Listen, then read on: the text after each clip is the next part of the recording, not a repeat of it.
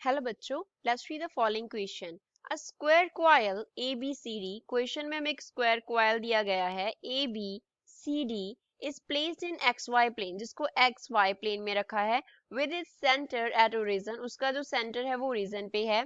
अ long straight wire passing through origin, यहाँ से इस सेंटर से एक लॉन्ग स्ट्रेट वायर पास कर रहा है। Carries a current in negative Z direction, तो उसका जो करंट है वो नेगेटिव Z डायरेक्शन में है। Current in the wire increases with time, जो वायर है उसमें करंट जो है वो क्या करता है, टाइम के साथ इंक्रीज करता है।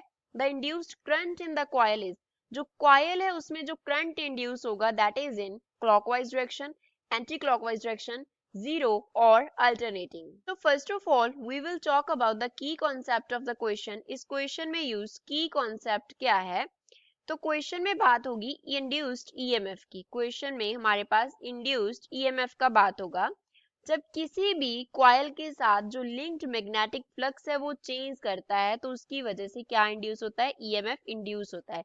क्योंकि अगर ईएमएफ इंड्यूस होगा तभी क्या इंड्यूस होगा, करंट इंड्यूस होगा। D phi by d t हमारे पास रिप्रेजेंट कर रहा है rate of change of flux को, कि फ्लक्स जो है वो टाइम के साथ कितना चेंज हो रहा है। तो पहले हम चेंज ऑफ फ्लक्स देखेंगे, उससे देखेंगे कितना ईएमएफ आया, देन हम बात करेंगे करंट का।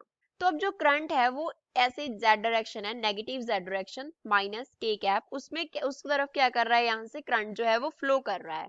तो करंट के कारण जो मैग्नेटिक फील्ड होगा वो कैसे होगा, इस डायरेक्शन में होगा, मींस एक्स वाई प्लेन में होगा। इस डायरेक्शन में क्या होगा, मैग्नेटिक फील्ड बी होगा, ऐसे इसके अराउंड, इस वायर के अराउंड। तो जो B है वो उसको हम क्या लिख सकते हैं, B वेक्टर को हम लिख सकते हैं B x i cap plus B y j cap, उसकी y एंड x एक्सिस के लॉन्ग हमने क्या लिख लिए, कंपोनेंट्स लिख लिए।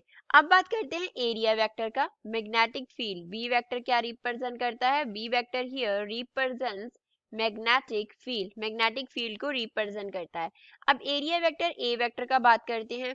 ए वेक्टर क्या होगा, इस एक्स वाई के परपेंडिकुलर होगा, क्योंकि स्क्वायर कॉइल को हमने एक्स वाई प्लेन में रखा है, तो एरिया वेक्टर क्या होता है, प्लेन के परपेंडिकुलर होता है।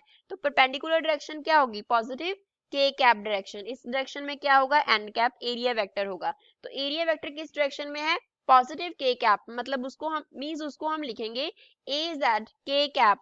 यहाँ पे ए वेक्टर क्या है, एरिया वेक्टर को रिप्रेजेंट करता है, एरिया वेक्टर। अब ये दोनों को हम क्या करेंगे, डॉट प्रोडक्ट करेंगे to find the value of flux. Flux होता है B vector dot A vector, तो यहाँ पे डॉट प्रोडक्ट कर देंगे B x i cap plus B y j cap, इस सारे का क्या है, डॉट प्रोडक्ट है ए जेड के कैप के साथ।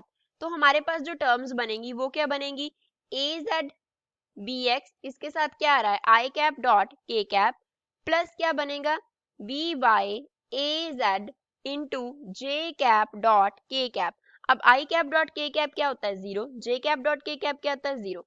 यहाँ पे हम यूज करेंगे I cap dot K cap equals to zero and J cap dot K cap is also equals to zero, which means flux phi का जो वैल्यू है वो कितना आ गया, जीरो। अगर फ्लक्स जीरो है तो कॉरेस्पॉन्डिंगली ईएमएफ का वैल्यू कितना आएगा, जीरो, क्योंकि फ्लक्स चेंज ही नहीं हो रहा, वो तो है ही जीरो, तो ईएमएफ भी जीरो। अगर इंड्यूस्ड ईएमएफ ही जीरो है देन इंड्यूस्ड करंट कितना होगा, इंड्यूस्ड करंट इन कॉइल वो कितना होगा, that will be equals to zero. तो इंड्यूस्ड करंट का जो वैल्यू आएगा that will be zero, means C option इसका करेक्ट आंसर होगा।